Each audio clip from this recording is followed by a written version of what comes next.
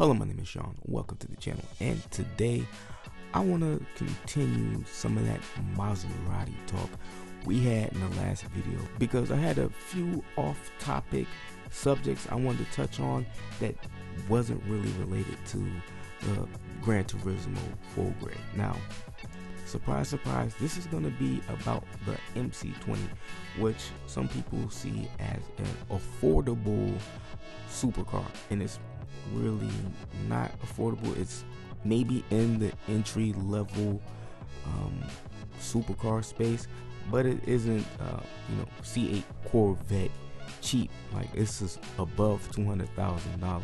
And this model that we're currently seeing is basically the base model, because like all the other Maseratis, this will get a full grade version, which leads me to today's subject.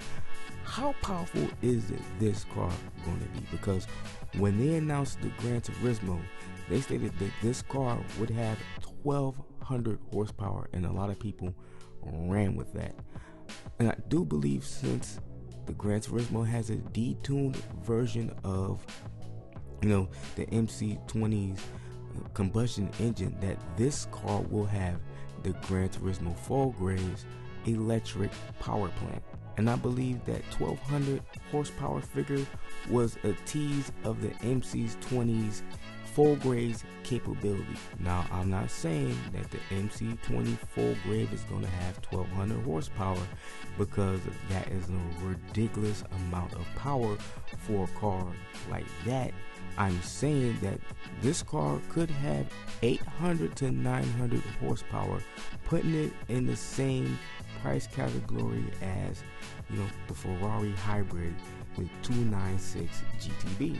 And the 800 to 900 horsepower MC20 full grade is looking like a $300,000 to $400,000 car, because their Spider version of this car in the V6 is around $265,000.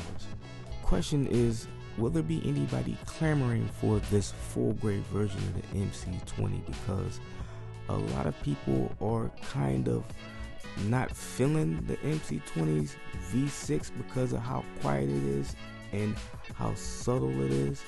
Well, they're really not going to be feeling the full grade for its engine, because it makes zero noise, but it's going to have rocket ship speed, assumingly, because how subtle this car actually is when it's on the road.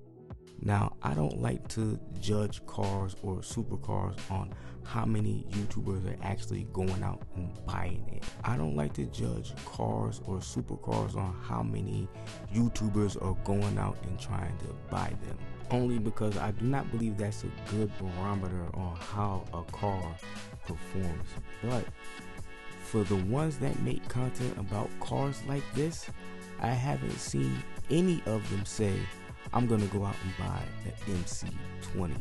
And for the life of me, I cannot figure out why, because it looks the part, and from what I can tell, it performs the part. But I'm thinking it might have to do with the price and what they believe the audience wants to see, and I don't think they believe people want to see this particular car. And I really think that's a shame, and if I was a bigger channel, I would definitely consider it, because I actually want to know more about this car than a 10-minute review on anything can tell me. I believe an 800 plus horsepower MC20 full grade will clear up any issue people have with this car, and that's if the price doesn't just get ridiculously crazy. So tell me, what do you think? Is a 1,200 horsepower MC20 full grade just too ridiculous, or is that the right amount of power for this to be a true supercar? Or are you like me and you think 800 to 900 horsepower is the sweet spot for this car? Let me know in the comments. And if you like the video, like the video. If you dislike the video, dislike the video. If you want to see what I got planned next, come see what I got planned next. Got a lot of stuff for the channel. Really want you guys to be there with me. With that said, I'll catch you later.